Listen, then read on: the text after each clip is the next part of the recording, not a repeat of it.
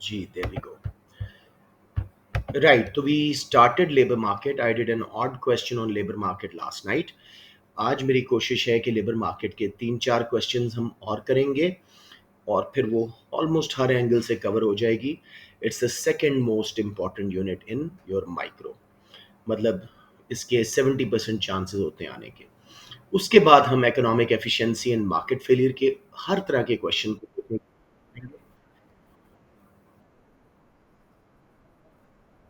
अरे यार, अब्दुलरहमान वीडियो देख लेना मेरा बेटा. ठीक है. भेज दिए.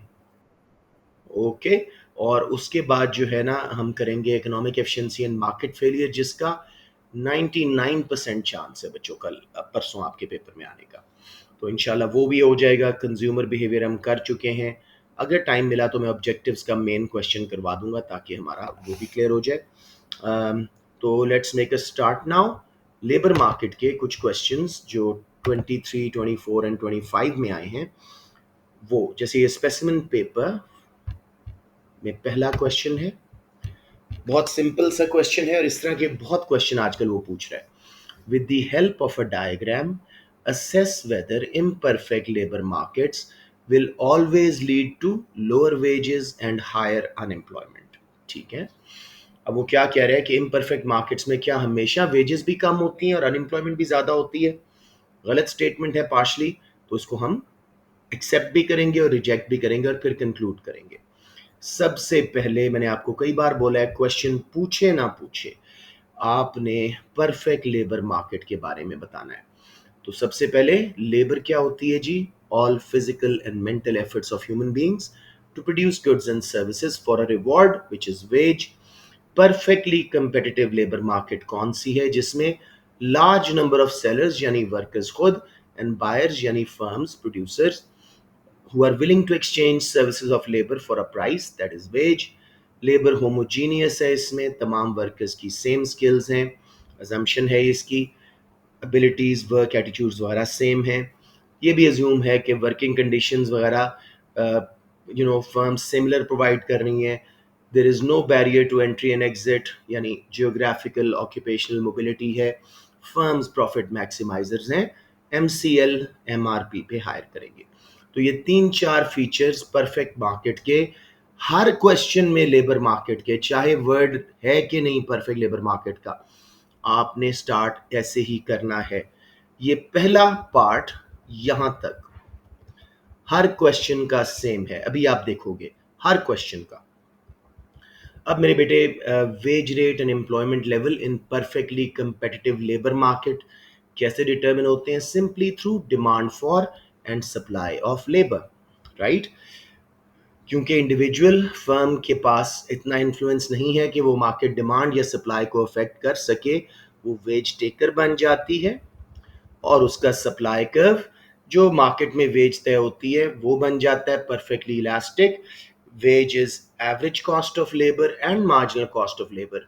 फिर हम एमआरपी लगाते हैं जो कि डिमांड कर्व है लेबर का यानी marginal revenue multiplied by marginal physical product. ये बन जाता है आपका एमआरपी एडिशनल रेवेन्यू जो फर्म को मिल रहा है हर एक्स्ट्रा वर्कर को हायर करने से. किसी बच्चे को यहां तक कोई प्रॉब्लम. क्योंकि ये बहुत लंबा ऐसे होता है मेरी एडवाइस आप लोग इकट्ठा डायग्राम बनाएं. एक सेकंड जी. अच्छा इनको वैसे कि बच्चे ने मैसेज किया. राइट जी. तो मेरी एडवाइस इकट्ठा डायग्राम बनाएं. कौन सा वाला जो हम कई बार प्रैक्टिस कर चुके हैं एक दफा फिर कर लेते हैं जी. तो आपने बच्चों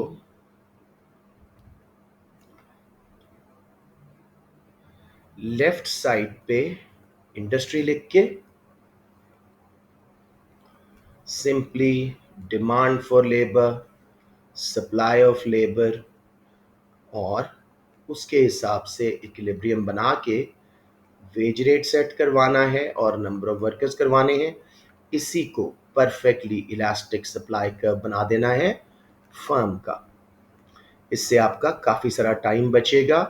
supply average cost of labour भी है और हर एडिशनल वर्कर भी उसी वेज पे आ रहा है तो मार्जिनल कॉस्ट ऑफ लेबर भी. और एमआरपी बेशक स्ट्रेट लगा दो जो कि M R into M P P है, ये एक्सप्लेन करना है थोड़ा सा। यहाँ पे प्रॉफिट मैक्सिमाइज हो रहा है वर्कर्स हायर करने से। इस सारे एरिया में मार्जिनल रेवेन्यू प्रोडक्ट ज़्यादा था, मार्जिनल कॉस्ट से लेबर की प्रॉफिट था। यहाँ पे लॉस, तो फर्म ने L0 वर्कर्स पे हायरिंग बंद कर दी। तो इकट्ठा बना दें, टाइम बच जाएगा। Anyone not clear on this diagram? Okay, let's go back. जी जी बोलें।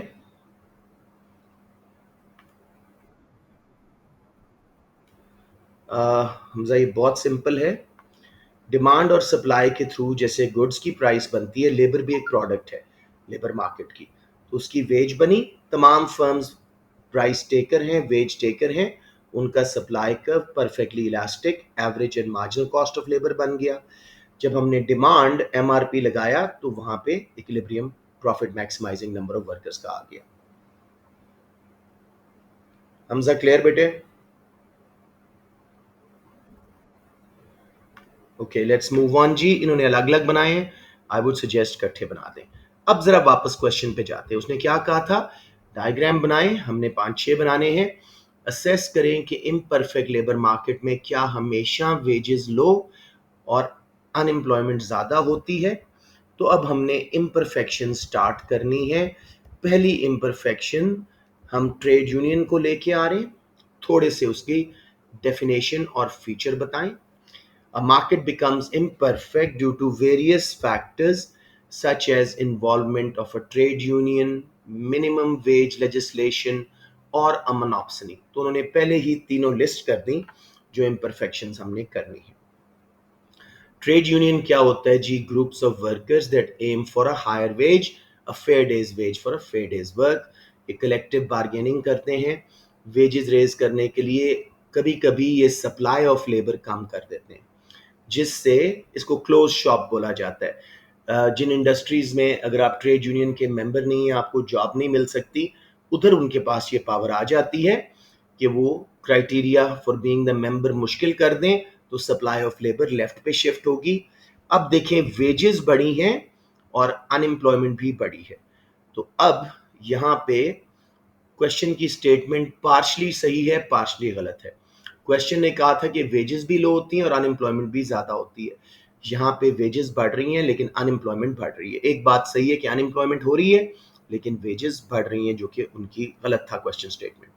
कोई कंफ्यूजन बच्चों? सिंपल सप्लाई कर्व लेफ्ट पे शिफ्ट करना है। अक्सर क्वेश्चन में यही आपने करना होगा। गवर्नमेंट में also intervene and legislate for minimum wages. Minimum wages क्या होती हैं जी? गवर्नमेंट वाले में और ट्रेड यूनियन में मिनिमम वेज का सेम बनेगा। Yes, government may also intervene and legislate for minimum wages through an effective minimum wage which is above the equilibrium wage rate। ये डायग्राम गवर्नमेंट का भी और ट्रेड यूनियन का भी same होता है। तो वेज वन मिनिमम वेज लगी। अब नंबर ऑफ वर्कर्स सिर्फ N1 डिमांड हुए, सप्लाई कर रहे थे अपने आप को N2। N0 से N1 जॉब लॉसेस थी, N1 टू N2 अनएम्प्लॉयमेंट। सबको समझ आ गया? कोई कंफ्यूजन? अब यहाँ पे वेज बढ़ रही है और अनएम्प्लॉयमेंट भी बढ़ रही है। यहाँ भी स्टेटमेंट जो क्वेश्चन में थी पार्शली सही है, पार्शली गलत। अनएम्प्लॉयमेंट यस बढ़ रही है लेकिन वेज भी साथ में बढ़ रही है, कम नहीं हो रही। जी बेटे सॉरी। बिल्कुल दिखाएं, जरूर दिखाएं। Everyone clear on this ji?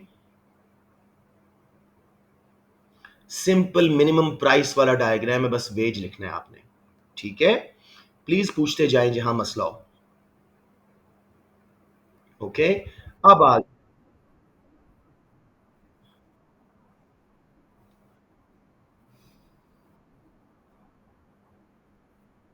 Exactly ये सेम ग्राफ ट्रेड यूनियन और मिनिमम वेज लॉ का सेम है।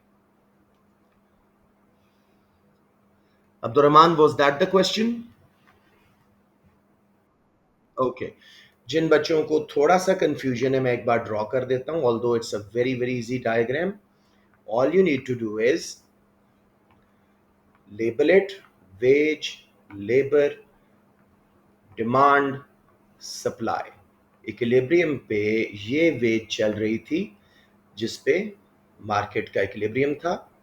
अब मिनिमम वेज या वेज यूनियन, चाहे ट्रेड यूनियन लगाए चाहे गवर्नमेंट लगाए, अबव इक्विलिब्रियम इफेक्टिव होगी। डिमांड कर्व तक गए, सिर्फ L1 वर्कर हायर हुए, ये जॉब लॉसेस हुए।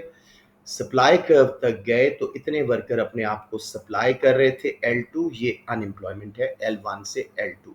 एक कमेंट जरूर दीजिएगा कि कितनी अनएम्प्लॉयमेंट होगी will depend on PED and PES of labour. जितनी इनइलास्टिक उतनी कम अनएम्प्लॉयमेंट। Everyone clear? अब हम दूसरी, जी जी जी,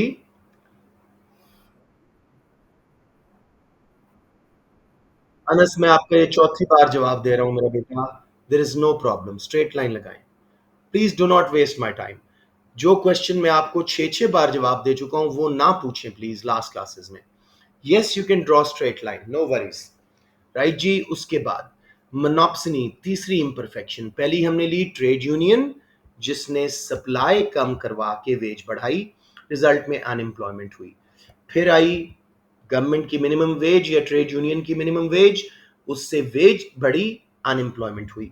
तो पार्शली स्टेटमेंट ट्रू है, पार्शली गलत। फिर आ गए हम जी मोनोप्सनी पे। मोनोप्सनी सिंगल बायर ऑफ लेबर है, मोनोपली है, जो कि वाहिद हायरिंग कंपनी है उस एरिया में। इन रियलिटी 25% से ऊपर लेबर उसके पास है हायरिंग की। तो बेसिकली वो वेज रेट कंट्रोल कर सकता है because they are the only firm, so they are not under pressure. Worker उन्हीं के पास आएंगे। राइट जी। अब इसको हम डायग्राम को जरा दोबारा देखते हैं ताकि आप लोगों को अच्छी तरह समझ आ जाए। अब देखिए जी, इसमें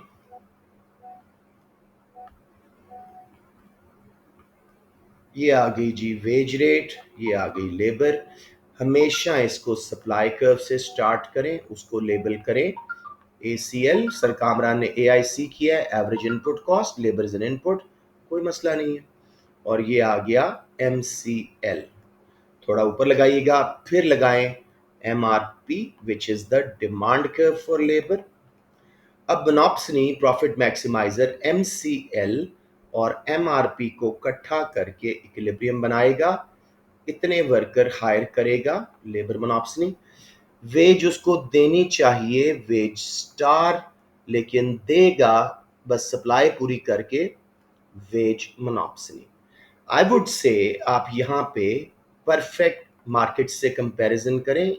इक्विलिब्रियम परफेक्टली कंपैरेटिव मार्केट में सप्लाई एंड डिमांड के थ्रू बनेगी, वेज ऊपर होगी और नंबर ऑफ वर्कर्स ज्यादा हायर होंगे। तो मोनोप्सनी ने वेज भी कम दी और अनएम्प्लॉयमेंट भी की। यहाँ पे स्टेटमेंट क्वेश्चन की ठीक है और ये डेड वेट लॉस पैदा हो गया XY लेबर का। समझ आ गया बच्चों? आप बेशक वो सिंपल वाला बनाना चाह रहे हैं सर कामरान वाला, it's okay, but this is better. किसी बच्चे को इस डायग्राम में मसला आ रहा हो?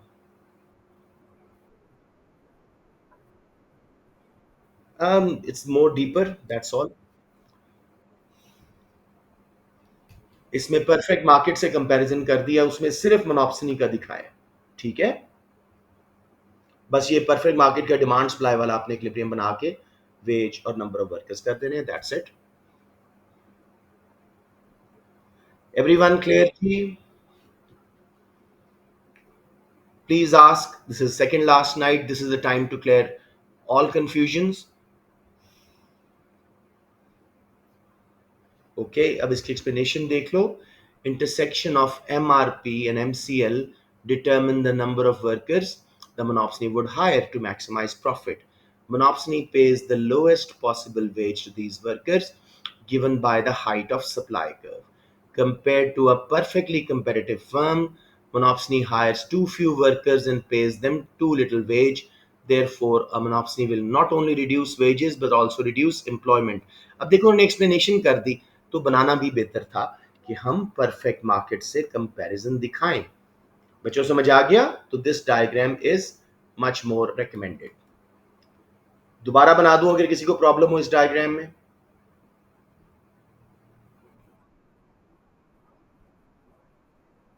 या लेबर इज इनपुट ना। या चलें जी। अब मेरे बच्चों, इट सीम्स दैट अब हम इवैल्यूएटिव स्टेटमेंट्स दे रहे हैं। It seems that imperfections such as trade union fall in quantity कौन सी? श्योर। ये देखो मेरे बेटे, लेबर इन्होंने हायर करनी थी एमसीएल एमआरपी पे, वेज देनी चाहिए थी डब्ल्यू स्टार एलएम वर्कर्स को, लेकिन अपने सप्लाई कर्व के मुताबिक सिर्फ डब्ल्यू एम दी। अगर परफेक्ट मार्केट होती, डिमांड और सप्लाई के थ्रू ये इक्विलिब्रियम बनता, नंबर ऑफ वर्कर्स भी ज्यादा हायर होते और वेज भी ज्यादा होती। वेज कम दे रहे हैं, वर्कर कम हायर कर रहे हैं, जिससे डेड वेट लॉस पैदा हो रहा है। Got it? एक मिनट, उस बच्चे को पहले मैं पूछने दें। जी अब्दुल रहमान वेट करें। जी बेटे, आपको समझ आ गए? जी अब्दुल रहमान, अब आप बताओ। बिल्कुल होती है। आप बेशक यहीं जहां डब्ल्यू सी लगी हुई यहां पे लगा दें। ठीक है, चलें जी, let's move on. It seems that imperfections such as trade union, government minimum wage legislation may result in higher wages but cause employment to decrease. However, in some cases, a simultaneous increase in wages and employment can be won in imperfect markets. ये क्या case है? जब trade union अपने workers को training दे, उनकी productivity बढ़ाए, इसको productivity deal भी कहते हैं। ठीक है, कि फर्म्स को कहते हैं जी हम आपकी आउटपुट पर वर्कर बढ़ा देते हैं, आप हमारी वेज बढ़ा दें। ट्रेनिंग की वजह से उनका एमआरपी राइट पे शिफ्ट होगा, डिमांड कर्व, वेज भी बढ़ गई और एम्प्लॉयमेंट भी बढ़ गई। समझ आ गया मेरे बच्चों? कोई कंफ्यूजन? बेसिकली इन 5 डायग्राम्स में आपका आंसर हो रहा है। परफेक्ट लेबर मार्केट, ये सिंपल कट्ठा बना दें। फिर सप्लाई कम करवाती है ट्रेड यूनियन, वेज बढ़ती है लेकिन अनएम्प्लॉयमेंट भी बढ़ती है। फिर मिनिमम वेज या ट्रेड यूनियन की निगोसिएशन से जब मिनिमम वेज लगती है, वेज बढ़ती है लेकिन अनएम्प्लॉयमेंट बढ़ती है। फिर मोनोप्सनी बहुत कम वेज देता है कंपेयर टू परफेक्ट मार्केट और अनएम्प्लॉयमेंट भी बढ़ाता है। लेकिन अगर ट्रेड यूनियन ट्रेनिंग दे दें वर्कर्स को या प्रोडक्टिविटी एग्रीमेंट करें फर्म के साथ, उससे एमआरपी बढ़ेगा, वर्कर्स भी ज्यादा हायर होंगे और वेज भी बढ़ेगी। यहां पे स्टेटमेंट दोनों बातों में गलत हो रही है क्वेश्चन वाली। एक और सिचुएशन जिसमें हायर वेजेस भी हो सकती हैं विदाउट कॉजिंग अनएम्प्लॉयमेंट, मोनोप्सनी के अगेंस्ट ट्रेड यूनियन आ जाए।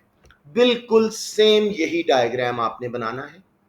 मैं एक बार फिर बना देता हूं ताकि इसकी भी हमें दोबारा प्रैक्टिस मिल जाए।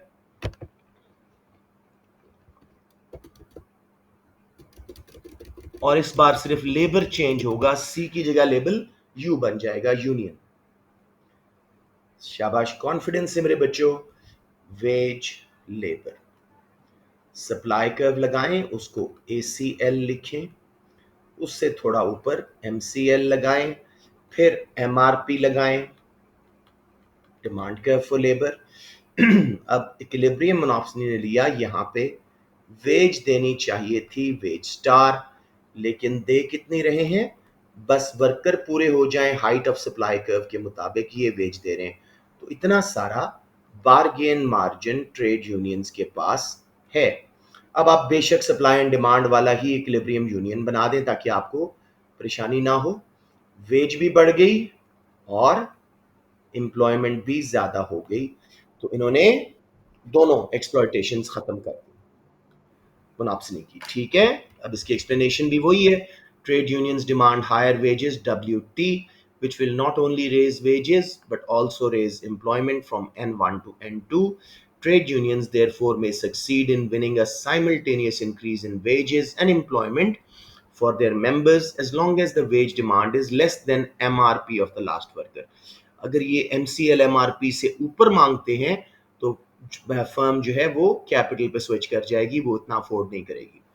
Therefore, अब conclusion ji, it is concluded that imperfect markets do not always raise wages at the expense of employment. In some cases, for example, where workers become more productive or trade unions through collective bargaining succeed in winning a wage increase from monopsony, wages as well as employment may rise simultaneously in an imperfect market. The impact of minimum wage on employment will also depend on PED and PES of labor. A high minimum wage will have little impact on employment if PED and PES of labor are low, यानी inelastic. बच्चों समझ आ गया? कोई confusion?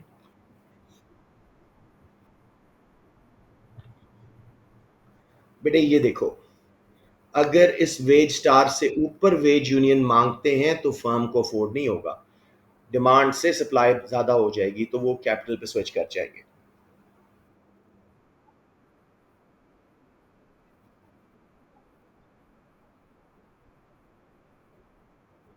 किससे ऊपर?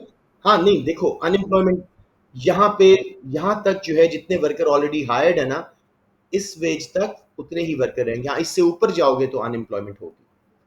जी मासिल, आप क्या पूछ रहे थे?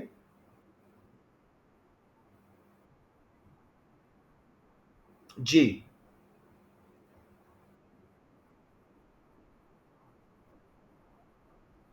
अगर डे डब्ल्यू स्टार तक मांगा तो अनएम्प्लॉयमेंट नहीं होगी, वेज बढ़ती रहेगी। डब्ल्यू स्टार से ऊपर मांगा तो फर्म कैपिटल पे स्विच कर जाएगी। यप। जी अब बताएं, थोड़ा सा किसी को प्रॉब्लम?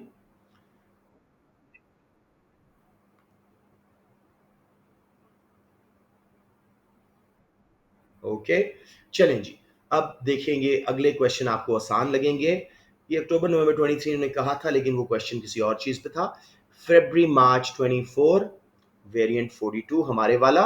ये देखिए, with the help of a diagram, evaluate the consequences of imposing an effective minimum wage on the employment level and the level of wage level in a monopsony labor market. अब again मेरा बेटा, हमने start करना है, इधर sir ने नहीं किया, लेकिन आई वुड स्टिल से कि आप बेसिक परफेक्ट लेबर मार्केट के फीचर्स बता दो और लेबर को डिफाइन कर दो। ठीक है, डायग्राम भी बनाना है तो बेशक बना दो। अब जी, मोनोप्सनी लेबर मार्केट एक सिंगल डोमिनेंट एम्प्लॉयर होता है, आपको पहले ही पता है। वेज सेटर है, प्रॉफिट मैक्सिमाइजर है, कम वर्कर हायर करता है परफेक्ट मार्केट से और वेज कम देता है। अगर उनके, पहले हम देखते हैं मोनोप्सनी लेबर मार्केट कैसे एक्सप्लॉइट कर रही है और मिनिमम वेज कैसे उसको ठीक करेगी। ये वेज दे रहे थे W1। अब मुझे दोबारा डायग्राम बनाने की जरूरत तो नहीं है, बता दें मुझे। एग्जैक्टली वही बनाया इन्होंने। ठीक है, बस वेज टू मिनिमम वेज बना दो। ठीक है, अब ना सिर्फ वेज बढ़ गई बल्कि एम्प्लॉयमेंट भी बढ़ गई। तो अब जरा एक्सप्लेनेशन देख लो। The marginal cost of labour curve lies above the average cost of labor curve because the firm must increase wages for all workers when hiring additional labor. The firm maximize profit when MRP is equal to MCL, leading to an equilibrium employment N1 and a wage rate W1. The wage is lower and employment is lower than a perfectly competitive labor market where equilibrium would be at wage 2 and employment N2 where demand for labor is equal to supply of labor. पहले इन्होंने दिखाया कैसे exploit कर रही थी। When the government imposes an effective minimum wage set above W1, इन्होंने minimum wage वही demand and supply वाली एग्जैक्ट लगाई है। एम्प्लॉयमेंट भी जनरेट होगी और वेज भी बढ़ गई। सबको समझ आ रहा है इस डायग्राम की? एक बार फिर प्रैक्टिस करवा दूं या क्लियर है? ओके, जी मेरा बेटा। ओके, अब देखो मेरा बेटा, ये चौथी बार बन रहे हैं। अब इसको प्लीज समझें। अनस, आप मुझे बताएं सबसे पहले मैं क्या लगाऊं और उसके साथ क्या लेबल करूं? ACL, सप्लाई इज कॉस्ट, हमेशा। और MCL, अब हमने MRP लगाया which is the demand for labour. MCL MRP पे इक्विलिब्रियम आया मोनोप्सनी का। वेज देनी चाहिए थी W स्टार, लेकिन देंगे हाइट ऑफ सप्लाई कर्व के मुताबिक, बस वर्कर पूरे हो जाए इतनी वेज देंगे। अब मिनिमम वेज गवर्नमेंट ने लगाई, आप बेशक डिमांड एंड सप्लाई वाले पॉइंट पे बना दें इक्विलिब्रियम, मिनिमम वेज और लेबर मिनिमम वेज। एम्प्लॉयमेंट भी जनरेट हो गई और वेज भी बढ़ गई। क्लियर हुआ मेरा बेटा?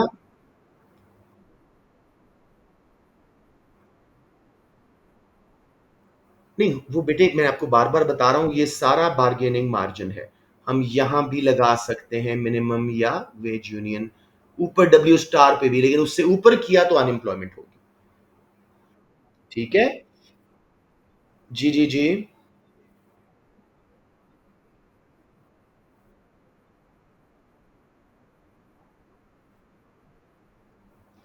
क्योंकि अब ये सप्लाई कर्व बन गया है, MCL ACL। तो MCL MRP का इक्विलिब्रियम अब यहां पे आ रहा है, क्योंकि कोई कोई वर्कर अपने आप को सप्लाई नहीं करेगा नीचे। अब मिनिमम वेज लग गई है, कोई वर्कर नीचे वाला सप्लाई कर्व खत्म हो जाएगा। ये परफेक्टली इलास्टिक सप्लाई कर्व बनेगा, जो MCL भी है ACL भी। तो MCL MRP का इक्विलिब्रियम यहां बनेगा। जी जी।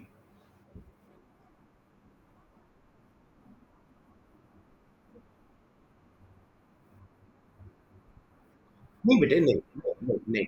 उन्होंने अपना MCL MRP देखना है जहां पे आ रहा है। पहले यहां पे MCL MRP था, अब वेज मिनिमम लगी, ये MCL बन गया स्ट्रेट लाइन। जहां ये MRP से कट करेगा, उनका profit maximising number of workers अब ये बन जाएंगे।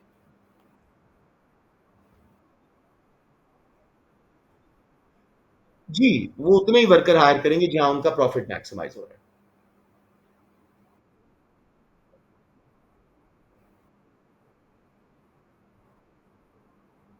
क्योंकि अब MCL MRP यहां पे आ रही है ना।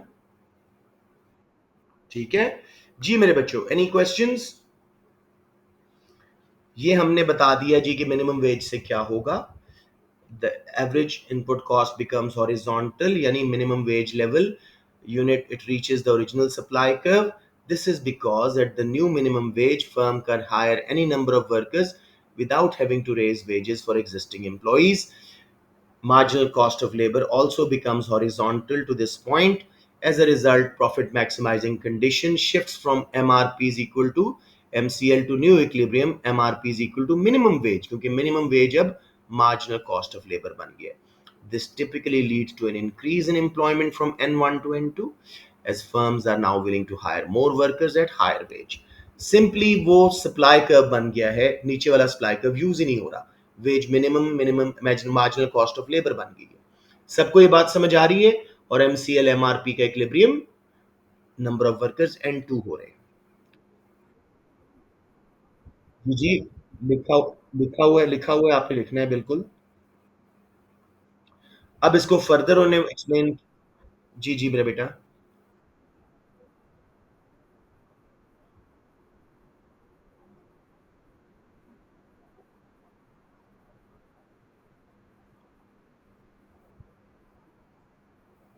नहीं नहीं, बिल्कुल आउट ऑफ लाइन जा रहा है।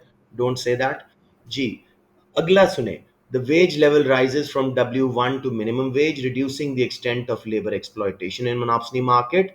Workers benefit from higher wages and increased employment opportunities, while firms face higher wage cost but may experience productivity gains due to better motivated workers. This improved labor productivity leads to higher labor demand and even more employment. दोबारा demand curve को shift करें और बताएं कि higher wages की वजह से worker शायद मोटिवेट हो, MRP बढ़े। समझ आ गई मेरे बच्चों? So overall, an effective minimum wage in a monopsony labor market can increase both wages and employment, correcting the market failure caused by employer dominance. The policy's success, however, depends on setting the wage at an appropriate level to avoid unintended job losses. The success of policy, हमेशा comment देना है, will also depend on PED and PES of labor. There will not be a significant effect on employment अगर PED PES inelastic थे, as neither would the demand for labor fall considerably, nor would the supply rise rapidly. In conclusion, an effective minimum wage would help raise wages as well as employment in a monopsony, provided the minimum wage is below W2 in diagram 2। वो जो veg star मैं बोलता हूँ ना W2, उससे नीचे नीचे तक मांगेंगे तो एम्प्लॉयमेंट ज़्यादा ही होगी, कम नहीं होगी। इससे ऊपर माँगेंगे तो अनएम्प्लॉयमेंट होगी, firm will switch to capital intensive. जी मेरे बच्चों, कोई कन्फ्यूजन? बच्चों अब डायग्राम समझ आ गए हैं, क्योंकि हमारे पास एक क्वेश्चन बच गया है लेबर मार्केट का। जी। नो, W2 तक तो वही एम्प्लॉयमेंट रहेगी, वेज बढ़ जाएगी। हम्म। हाँ जी, जो मोनोपोली देता, अगर उसको सिंगल फर्म ना होता, डोमिनेंट ना होता। या एनी अदर क्वेश्चन बच्चों? ओके जी। अब लास्ट क्वेश्चन, फेब्रुअरी मार्च 25 42 3, ये तो अभी मैंने करवा दिया। ये, with the help of a diagram, assess the view that government intervention can be used successfully to correct market failure। ओ, ये तो खत्म हो गया। अच्छा, ये मैंने सारे करवा दिए जी, सॉरी। तीनों क्वेश्चंस हो गए लेबर मार्केट के, मैंने कोई मिस तो नहीं किया? ये मैंने करवा दिया था बच्चों।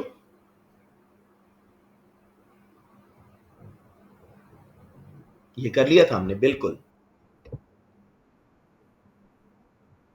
नहीं किया? ओके, श्योर, मुझे लगा कि हमने कम किए। चलें।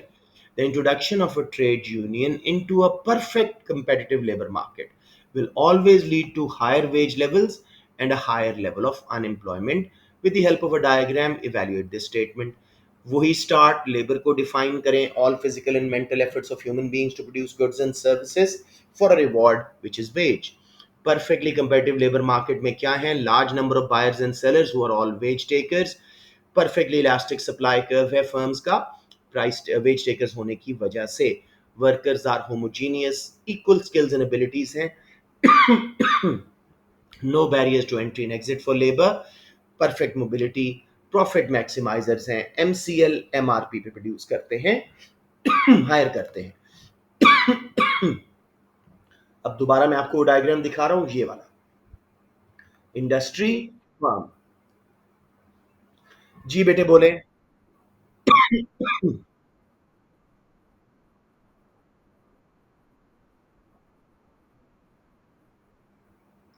बेटे जरा आहिस्ता बोलोगे?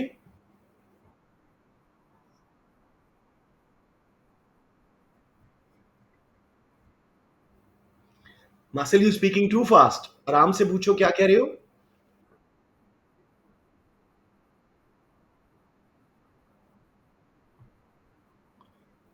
लेबर बेटे, लेबर का आना और एग्जिट का, ये प्रोडक्ट मार्केट नहीं है, लेबर मार्केट है। This is called geographical occupational mobility, ठीक है। अगेन, अलग अलग बनाना चाहें इसका डिमांड सप्लाई के थ्रू, इसका परफेक्टली इलास्टिक सप्लाई और एमआरपी डिमांड, तब भी एक्सेप्टेबल है। यहां तक तो रट लें, हर क्वेश्चन में यहां तक आपने लिखना है। अब उसने कहा परफेक्ट लेबर मार्केट में ट्रेड यूनियन आए तो क्या होगा। A market, however, becomes imperfect due to various factors such as involvement of trade union. फिर trade union की definition, group of workers that fights for higher wages, better working conditions, fight redundancies, unfair dismissal हो तो worker को help कर, इस तरह की बातें लिख रहे। और उसके बाद सिंपल डायग्राम, वही सप्लाई अगर वो कम करवाएं लेबर की ट्रेड यूनियन, उसकी वजह से वेज बढ़ेगी और अनएम्प्लॉयमेंट बढ़ेगी। तो यहां वो स्टेटमेंट क्वेश्चन वाली बिल्कुल ठीक है कि जी इम्परफेक्शन जब ट्रेड यूनियन की आती है तो higher wage level at higher unemployment आता है। तो यहाँ पे स्टेटमेंट बिल्कुल ठीक है। उसके बाद जी, ये मैं एक्सप्लेन करूं, ये सबको समझ आ गया डायग्राम?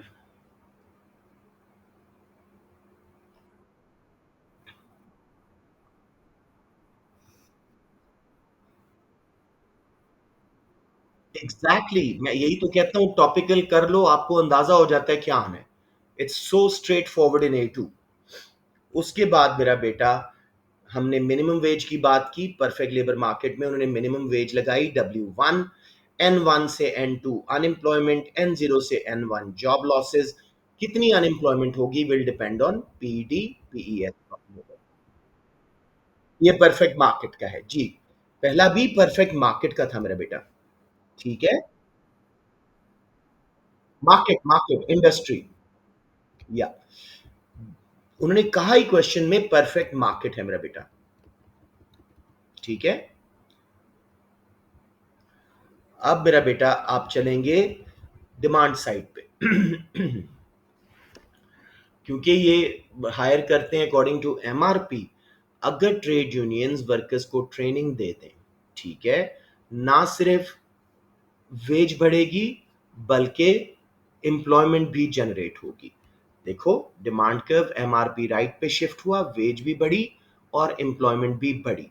ठीक है, अब हमारी कंक्लूजन का टाइम आ गया। The increase demand for labour will not only help raise wages for the workers but also raise employment. However, improved productivity of labor may also have been caused by better and improved technology, leading to more capital intensive production methods and fewer employment opportunities. अब यहाँ पे आपने ज़रूर लिखना है, it will depend, अच्छा लिखा उन्होंने, through though a trade union is more likely to result in higher unemployment, uh, the impact will depend on ease with which capital can be substituted with labor. Demand for products जो firm बना रही है उसकी PED inelastic demand थी, workers higher veg मांगे वो दे देंगे। A possible improvements in workers morals and higher productivity because of higher wages and PD and PES of labor. Therefore, a trade union may not always increase unemployment in a perfectly competitive labor market for higher wages. बच्चों समझ आ रहा है? ये एक बार फिर थोड़ा सा करवा दूं।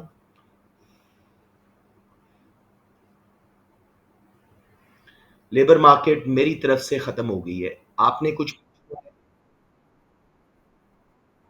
इसकी डायग्राम की? आप मुझे बताएं क्या हो रहा है। आप मुझे बताएं इस डायग्राम में क्या हो रहा है।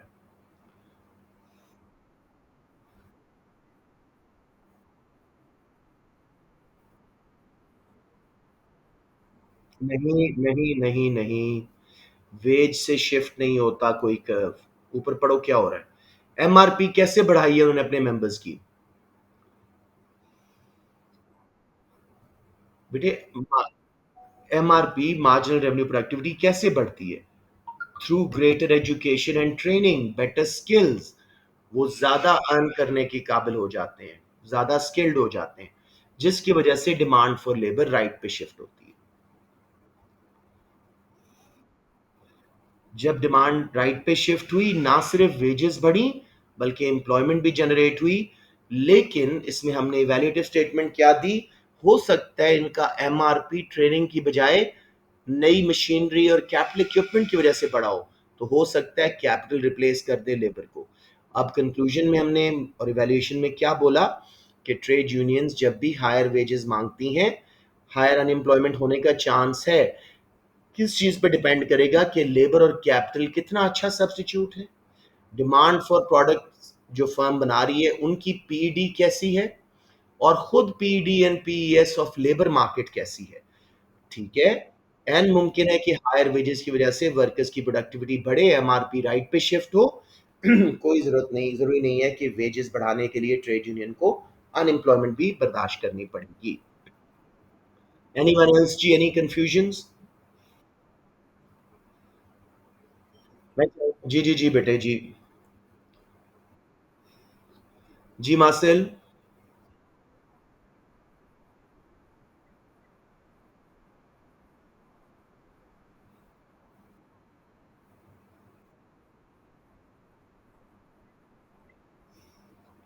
क्या मतलब?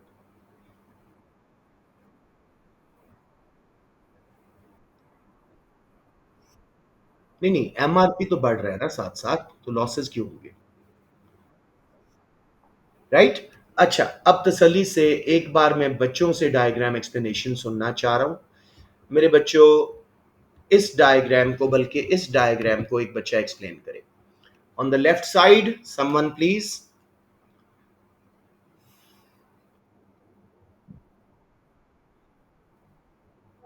सिर्फ ईमान बोल रही हैं, nobody else can explain it. Abdul Rahman आप करें।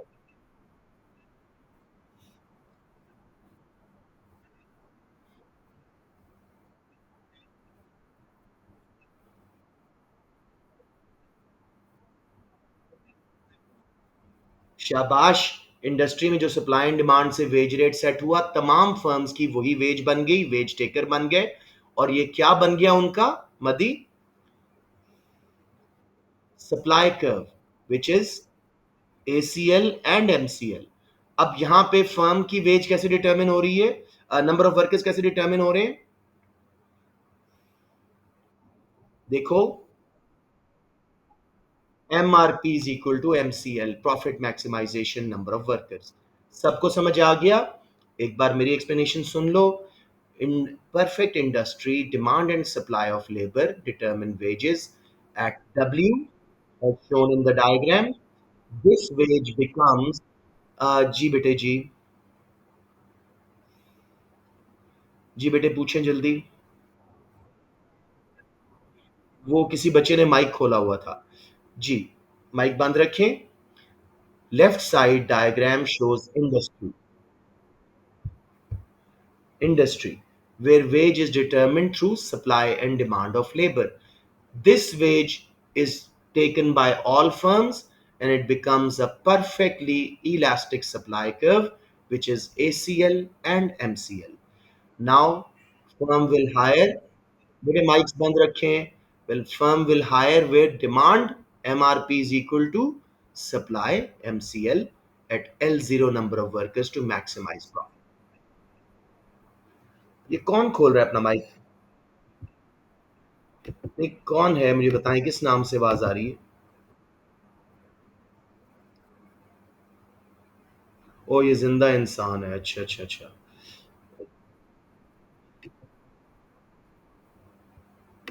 बेटे देखो, इनको शर्म नहीं आती कि हम एक यू नो अच्छा काम कर रहे हैं और ये बीच में आके, अब मैं खल चले गए सारे। चले, मैं दोबारा गेट लॉक कर देता हूँ ताकि ये वापस ना आ सकें। मेरा तो मकसद होता है कि हम प्रोडक्टिविटी हासिल करें और ये लोग जो है ना ऐसा करें। चले जी, लेट्स मूव ऑन। अब मेरे बच्चों, अगला डायग्राम आप लोगों ने एक्सप्लेन करना है मुझे। ये हो गया सर कामरान वाला। अब उसके बाद अम, हमजा, इसको आप एक्सप्लेन करें कि ट्रेड यूनियन ने सप्लाई कम करके वेज बढ़ाई है, जरा तसल्ली से समझाएं। कोशिश करें मेरा बेटा, परसों पेपर देना है आपने, कोशिश करें। ओके, इसको कोई और बच्चा बताए। जी, हाँ हाँ, बोले ना, बोले क्या हो रहा है। If trade union restrict supply, हाँ बिल्कुल ठीक है, चलें, कम से कम इतना लिख दीजिएगा। ट्रेड यूनियन में restrict supply by making it harder for workers to join the industry. As a result, supply curve will shift to the left. Wages will rise, but it will be at the expense of unemployment from N0 to N1. ठीक है जी, ये हो गया। उसके बाद एक बच्चा, ईमान आप कर दो ये मिनिमम वेज वाला जो ट्रेड यूनियन ने निगोशिएट की थी।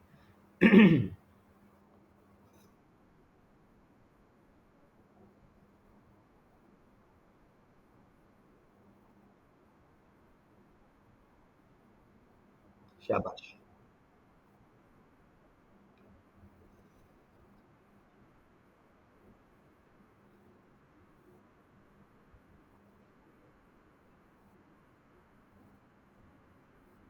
शाबाश। यहाँ पे क्या कमेंट देना है Iman? Unemployment will depend on, perfect. This is what's explanation. That's it. Initial equilibrium in the market was where wages were at W0 and number of workers hired were at N0. As trade union negotiates minimum wage at W1, now firms are only demanding N1 workers. N0 to N1 are job losses. Workers are supplying themselves at N2. So N1 to N2 is unemployment. Unemployment will depend on PED and PES of labor. So trade union managed to raise wages but caused unemployment. Well done, Iman. N2 जो अपने आप को supply कर रहे हैं, willingness enable है, willing enable to work है at that veg. जी, मासिल आप एक्सप्लेन करें ये वाला डायग्राम।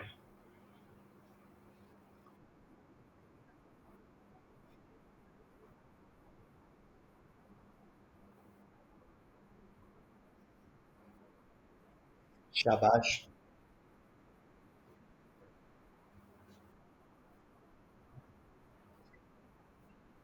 प्रोडक्ट।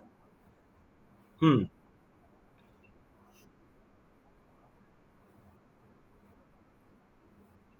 अब आप लोग देख रहे हैं, ईमान और मासिल आप जैसे स्टूडेंट्स ही हैं, बस कॉन्फिडेंस से बता रहे हैं, पता आप सबको है। इन्होंने क्या बोला कि ट्रेड यूनियन अगर बन जाए परफेक्ट लेबर मार्केट में, वो वर्कर्स को ट्रेनिंग दिलवाएंगी, उससे उनका मार्जिनल रेवेन्यू प्रोडक्टिविटी बढ़ेगा, डिमांड कर्व राइट पे शिफ्ट होगा, वेज भी बढ़ेगी और नंबर ऑफ वर्कर्स भी N1 से N2 ज्यादा हायर होंगे। सो जस्ट थोड़ा सा कॉन्फिडेंस से एक्सप्लेन करना है, बेसिक तो सारा बड़ा सिंपल है। Now we done with labour market. Any questions? Any diagram you need repractice? क्योंकि आज के बाद हम लेबर मार्केट पे नहीं आएंगे, मुझे बता दें।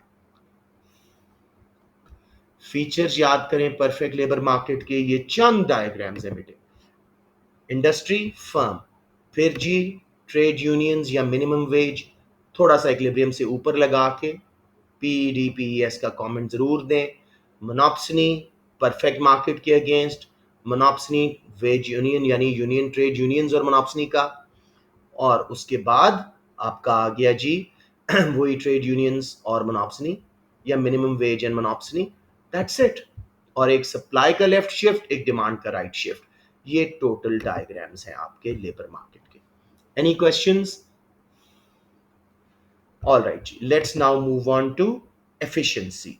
Specimen paper 23, question 2। ये आ गया जी। एफिशिएंसी आपका इतना स्ट्रांग होना चाहिए। आज की इस बाकी क्लास में और अगली पूरी क्लास में मैं एफिशिएंसी करवाऊंगा। अगर टाइम मिला तो मैं आपको आज ऑब्जेक्टिव्स करा के मैक्रो पे शिफ्ट करूंगा, वरना मैं आज एफिशिएंसी और माइक्रो ही रुकूंगा, because I don't want to take a risk with economic efficiency. With the help of a diagram, assess the view that government intervention can be used successfully to correct market failure caused by positive externality. एक तो मैंने आपको वो mother of questions दिया हुआ है, जिसका solution भी भेजा हुआ है CI मार्क्ड, जिसके अंदर हम सिंपली देखते हैं बच्चों कि भाई कि हर तरह का मार्केट फेलियर में ओपन क्वेश्चन होता है। इस जैसे क्वेश्चन में वो आपको कोई मार्केट फेलियर पकड़ के दे देगा, जैसे यहां पे आया market failure of positive externalities. तो हमने पॉजिटिव कंजम्पशन, पॉजिटिव प्रोडक्शन दोनों करना है। सबसे पहले की टर्म मार्केट फेलियर और फिर इकोनॉमिक एफिशिएंसी यानी एलोकेटिव एफिशिएंसी, क्योंकि positive externalities cause allocative inefficiency. बेटे सिवाय मोनोपोली के जिसमें प्रोडक्टिव एलोकेटिव दोनों इनएफिशिएंसीज हैं, बाकी सारे मार्केट फेलियर एलोकेटिव इनएफिशिएंसी के हैं। तो इसकी डेफिनेशन आपको बहुत अच्छी आनी चाहिए। So market failure arises when market forces of demand and supply fail to allocate resources efficiently and either under or over allocate them. Resource allocation is efficient when total welfare of society is maximized, इसको याद करें, and it is achieved where marginal social benefit of last unit equals marginal social cost of the same. At this socially output level, optimal output, price is equal to marginal social cost. Simply demand supply लगाएं, demand को MSB लिखें, supply को MSC। हम assume कर रहे हैं कोई negative externalities या पॉजिटिव एक्सटर्नैलिटीज वगैरह नहीं है। ओके जी, अब हम आ गए externality के केस पे। One of the cases where the market fails in allocating resources efficiently is when there are positive externalities. अब इसकी definition, that is positive spillover effects arising um, when the benefit of an economic transaction for the society is more than benefits for direct users yani producers and consumers. A public vaccination program could be a good example of a product with positive externalities. A person getting vaccinated not only raises his immunity against a disease, private benefit of vaccination, but also reduces the risk of transmitting the infection to others, making even the non users less vulnerable. External benefits that society gains is more than private benefits of users. बेटे समझ आ गया? आपने एक टीका लगवाया अपने आप को to save yourself from Covid, आप तो बचे लेकिन सोसाइटी भी बच गई, तो एक्सटर्नल बेनिफिट थे जो कि प्राइवेट सेक्टर कंसिडर नहीं करता। तो जब हम social benefits which are private plus external benefits को कैलकुलेट करेंगे, वो प्राइवेट बेनिफिट से ज़्यादा होंगे। एवरीवन क्लियर या कोई कंफ्यूजन? अब जी, जी, जी।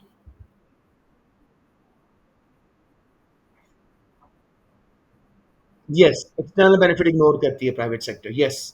तो अब इस एजुकेशन लिखें, मेरिट गुड्स का हवाला दें, हेल्थ केयर लिखें, बिल्कुल।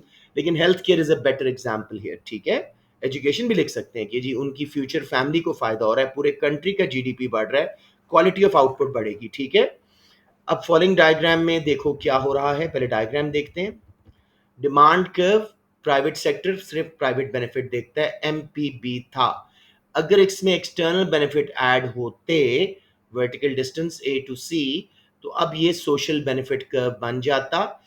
इसी के रिजल्ट में वो C A B area dead weight loss नजर आ रहा है आपको, या पॉसिबल वेलफेयर गेन। समझ आ गई मेरे बेटे? हो क्या? जी, जी, जी।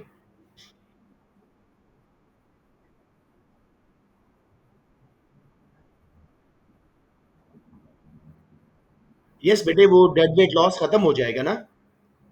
वो कंज्यूमर सरप्लस में जो कमी हो रही थी अपर ट्रायंगल, एंड प्रोड्यूसर सरप्लस में लोअर ट्रायंगल, वो दोनों रिमूव हो जाएंगे।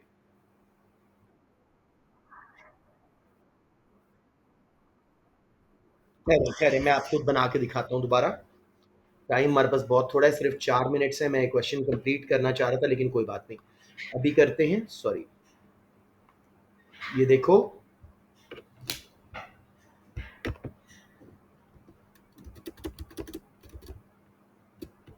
ये देखिए, आप इसको बहुत सिंपल बनाइएगा। लेफ्ट साइड पे प्राइस कॉस्ट बेनिफिट, लेकिन आप खाली प्राइस पे लिख दें, सीआई मार्क दे देगा। डिमांड कर्व, प्राइवेट सेक्टर सिर्फ प्राइवेट बेनिफिट कंसिडर करता है। सप्लाई कर्व, हम सोशल कॉस्ट लगा रहे हैं, एक्सटर्नल कॉस्ट को इग्नोर कर रहे हैं।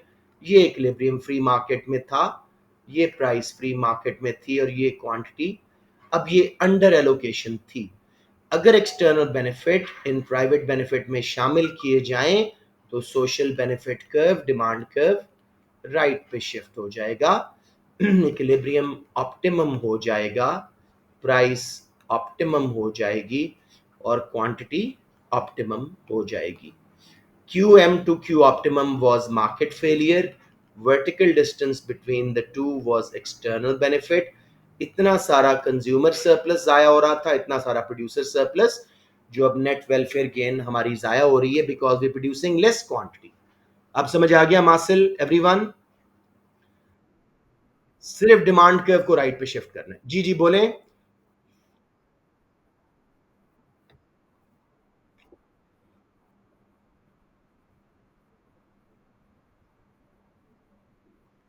नहीं मेरा बेटा, हम इधर आ गए।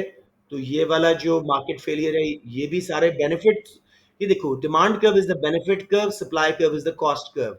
इस सारे एरिया में बेनिफिट्स कॉस्ट से ज्यादा हैं, जो हम इग्नोर कर रहे थे, अब वो हासिल हो जाएगा।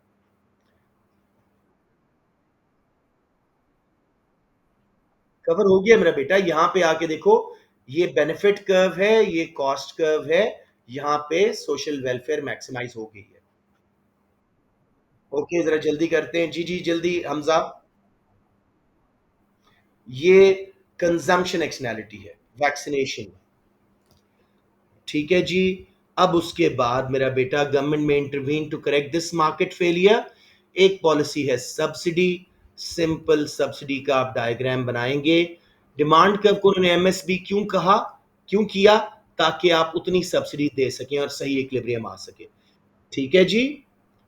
आप डिमांड कर्व को भी शिफ्ट करवाएं और बताएं कि इतना चाहिए थी सब्सिडी, हमने सब्सिडी देके वो हासिल किया। अब क्योंकि टाइम खत्म है, मैं यहीं पे छोड़ के अगली क्लास में इसको आगे स्टार्ट करता हूं।